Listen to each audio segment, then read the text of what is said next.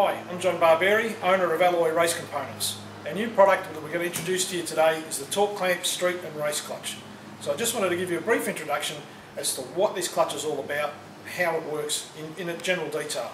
Later on in this series of videos we'll be talking more about comparisons between this clutch and a pure race clutch, this clutch and a pure street clutch, as well as the amount of things you can do with the clutch, whether you can tow, whether you can't, different clutch materials and so on. But the basic principle is that this clutch will work with high torque capacities with most cars, and it'll also be good for a daily drive. So let's get into it, I'll show you. Firstly, the torque clamp requires a custom flywheel made for the kit. Now the kit is basically designed for a steel flywheel or an aluminium flywheel. Okay, now you'll notice these counterbores in here. This is what makes the torque clamp different from most other clutches, and I'll show you what these counterbores are like in a minute. But let's move on to the clutch. This is the clutch. This is just a sample we've got, sort of semi-stripped, so we can pull it apart and show you what needs to be done. This here is the cover, billet aluminium.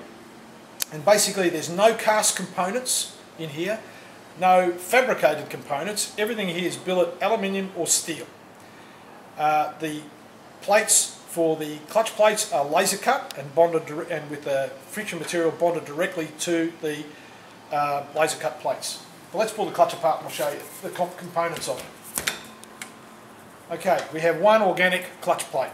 There's no centre in this. What we do is we rivet the centres in to suit whatever car you decide you're going to use for it. We have the floater plate. This intermediate plate or floater plate is made from billet steel. It's machined. There's no cutting involved in this. It's actually machined from billet. We've made it fairly thick for extreme heat soak. We've also put holes in it, so just to take a little bit of weight out and also to assist in the cooling. Now the important thing to note with this clutch, we have not made the lightest clutch possible. We've made something that will still give you enough inertia to move your car without having to use high revs to get it off the line. On top of that, we have another clutch plate, like so. It's the same as the other, and these clutches are all replaceable. And then on top of that, this is the pressure plate. This is all it is. It's billet steel with turned angles. Now the billet steel clutch plate or pressure plate is designed so that there's no springs or anything involved that can get in the way. There's no straps to hold it together, and it's got tapered legs, so that what you can find you can do is tapered legs actually help keep it concentric. Okay, we've looked at the pressure plate, now let's look at the cover. Probably one of the most interesting parts of the clutch. It's made of several components: the clutch cover, the legs, the diaphragm springs, and so on. Now, this clutch cover is made from billet aluminium, and it also, from billet aluminium, as you can see, it's turned in here, all drilled, all out of one piece. Right? So it's very rigid, it's all stress relieved and so on. And then we colour anodise it in gold. One of the key features of this clutch is the leg system. As you can see here, we have hard anodised aluminium with angular contact sides. Now, this is what happens.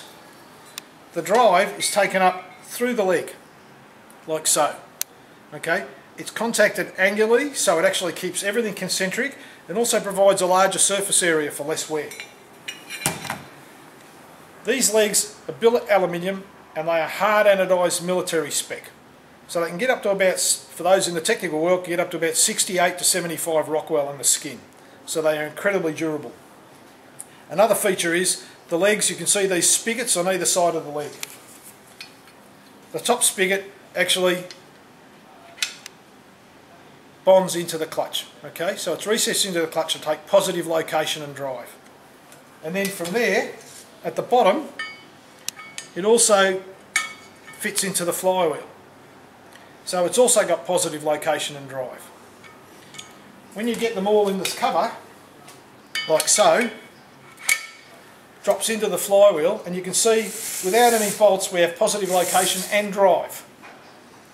And the beauty about that is that the bolts, you only need to do the bolts up to about 20 foot-pounds of torque to hold the pressure plate and the clutch all together. The drive is not taken up by the bolts, it's taken up via the legs. It actually makes the flywheel and clutch cover into one piece. So it acts as one and is incredibly rigid. And therefore when you put high torque loads on, up to 900 plus foot-pounds of torque, or in newton metres over 1000 newton metres, 1200 newton metres of torque. There's no load on the bolts whatsoever. The bolt's primary function is just to hold the clutch onto the flywheel. The whole unit is actually driven, as you can see there. This clutch would operate with 2 bolts in it without any issues whatsoever.